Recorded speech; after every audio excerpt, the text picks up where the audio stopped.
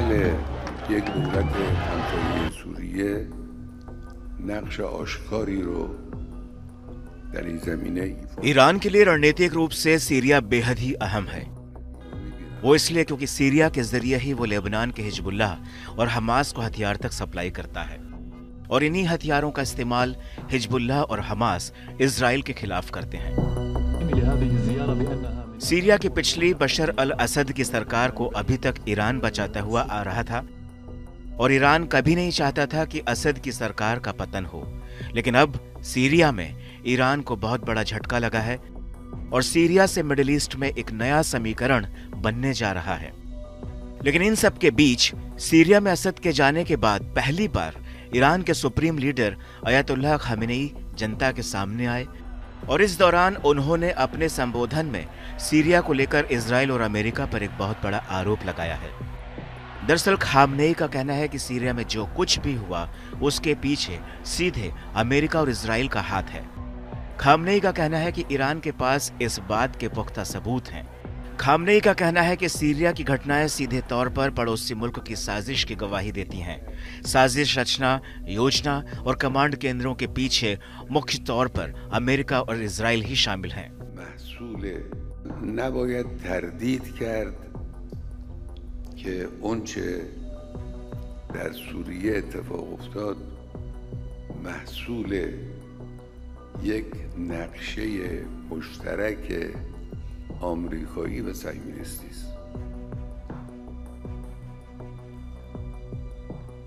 بله یک دولت همسایه سوریه نقش آشکاری رو در این زمینه ایفا میکنه، ایفا کرده الانم. Khamenei ने Syria को लेकर इजराइल और अमेरिका पर खुलकर हमला तो किया, साथ ही उन्होंने एक बहुत बड़ी बात भी की। वो ये कि जिस प्रतिरोधी की धुरी को इजराइल के खिलाफ ईरान ने खड़ा किया है वो सीरिया की वजह से कमजोर नहीं होगी, बल्कि वो और ज्यादा मजबूत होगी और उसका और ज्यादा विस्तार होगा। यानी साफ है कि आज सीरिया की अगर बशर अल असद सरकार निशाने पर थी तो कल इजराइल निशाने पर होगा। مقاومت اینه، جبهه مقاومت اینه. هرچی فشار بیارید محکم تر میشه، هرچی جنایت کنید پر انگیزه تر میشه، هرچه با اونها بجنگید گسترده تر میشه.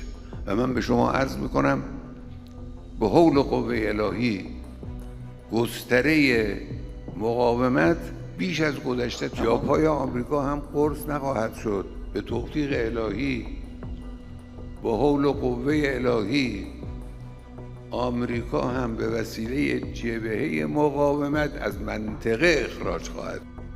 आईसीसी द्वारा नेतन्याहू की गिरफ्तारी वारंट पर भी खामेनेई ने अपनी प्रतिक्रिया जताई। उन्होंने कहा कि नेतन्याहू की गिरफ्तारी काफी नहीं है, बल्कि इजरायलियों का वारंट जरूर जारी किया जाना चाहिए। इसके अलावा उन्होंने ये भी कहा कि लोगों के घरों पर बम गिराना इजराइल की जीत नहीं है, जिसे वो समझ रहा है। کاری که اینا کردن پیروزی نیست، جنایت جنگی است. حکم بازداشتشو صادر کردن، کافی نیست. حکم اعدام نتانیاهو خانه های مردم پیروزی نیست.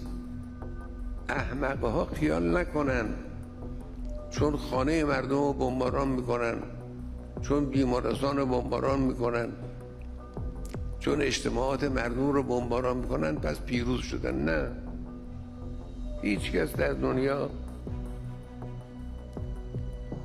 این رو پیروزی نمیدونه.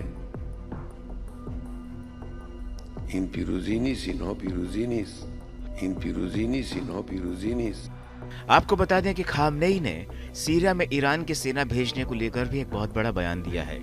उन्होंने कहा है कि जब सीरिया में विद्रोही गुट दमिश्क की तरफ बढ़ रहे थे तब ईरानी सेना ने सीरिया में जाने की पूरी तैयारी कर ली थी,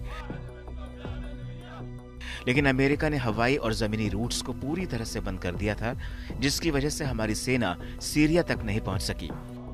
खामेनेई का कहना है कि मुझे मेरे जनरलों ने बताया था कि हमने सीरिया में जाने की पूरी तैयारी कर ली है, लेकिन अमेरिका ने हवाई और जमीनी रास्ता ठप कर दिया।